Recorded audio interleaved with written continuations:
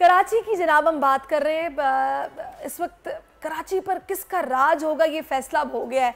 ये जो चीज़ें जिन मसाइल की हम बात कर रहे हैं इस पर काम अब किसी ने करना है तो वो मुर्तज़ा वहाब जो मेयर कराची मुंतखब हो गए हैं। जमात इस्लामी के हाफिज़ नईम को शिकस्त दी है।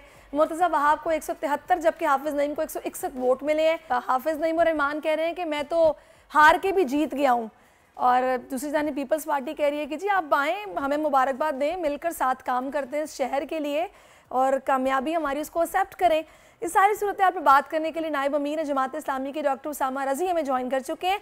डॉक्टर साहब बहुत शुक्रिया आपके वक्त का। आपसे जानना मैं ये चाहती हूँ कि एकदम से पोजीशन तब्दील कैसे हो गई। आप लोगों ने इतनी बड़ी कैंपेन की, महंगी सोशल मीडिया कैंपेन, मुख्तलिफ सोशल मीडिया प्लेटफॉर्म्स पर भी आप बहुत एक्टिव नज़र आए, एक मुकम्मल बयानिया बनाया, हाफिज़ साहब मेयर फिर भी नहीं बने।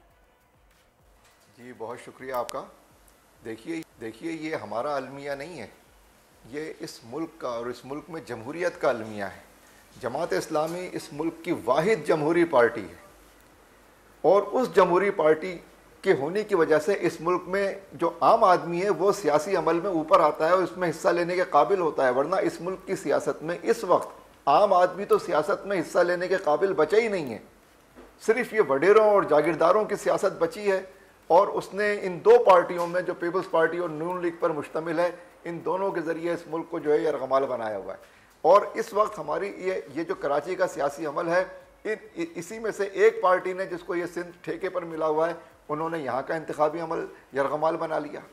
तो ये इंतखाबी नाकामी नहीं है, ये कोई आप जो कह रहे हैं ना कि इतनी बड़ी कैंपेन हमने चलाई, इससे ज़्यादा हमारी तंजीम है जिसने मेहनत की, इससे कहीं ज़्यादा कीमती हमारी वो मेहनत है जिसका कोई मुवाजना नहीं है किसी भी रकम के साथ। तो ये इतनी बड़ी मेहनत के बाद, इतनी बड़ी तंजीम के बाद, इतनी बड़ी कैंपेन के बाद काम करने की ऑफर भी थी, आप इत्तेहाद में शामिल भी तो हो सकते थे उनके साथ। देखिए ऑफर की तो बात ही नहीं है ना। ये कोई किसी की जागीर तो है नहीं, सियासत या जमहूरियत या राय आम्मा। ये तो राय आम्मा है, राय आम्मा का हक है, वो इख्तियार है। राय आम्मा फैसला करेगी कि इनको क्या मिलना चाहिए, इनको क्या मिलना चाहिए।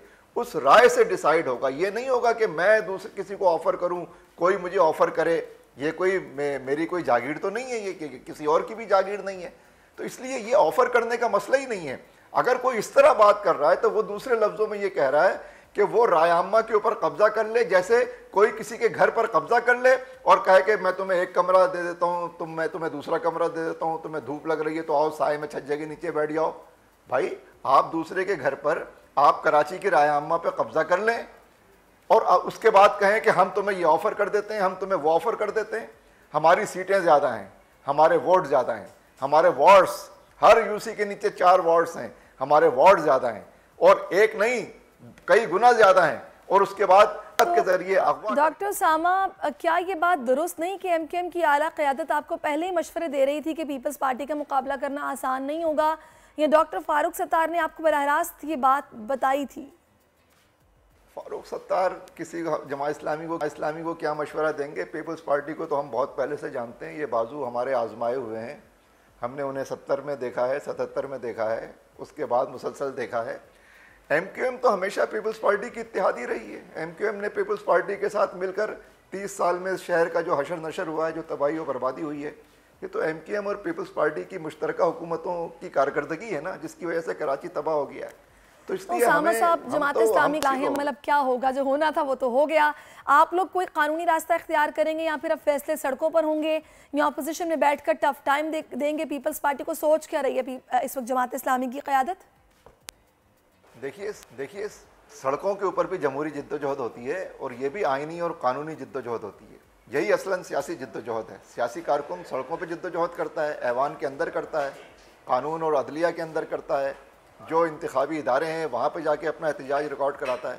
लिहाजा हम ये सारे जो दरवाजे हैं इनको खटखटाएंगे, ये सारे ऑप्शंस बरूए कार लाएंगे, ऐवान के अंदर भी, ऐवान के बाहर भी, अदालतों में भी। चले जी, आपका डॉक्टर उसामा रज़ी हमारे साथ मौजूद थे। बिपरजॉय तूफान के खतरात कराची के साहिल तक पहुंच गए। समुद्री तूफान और शदीद बारिशों में नुकसान से बचने के लिए आवाम ये एहतियाती तदाबीर इख्तियार करें। दफ़ा 144 पर अमल करें और हरगिज़ साहिल का रुख न करें।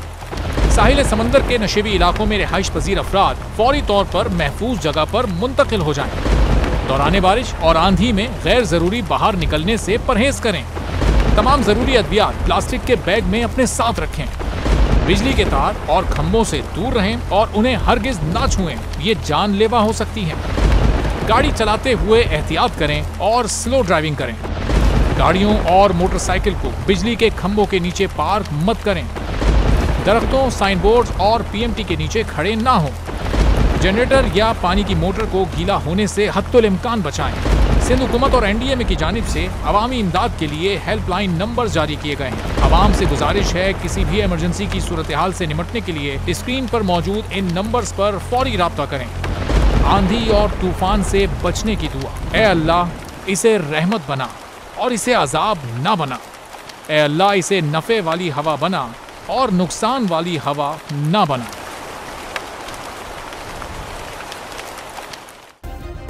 सब्सक्राइब करें और बेल दबाएं ताकि कोई खबर रह न जाए।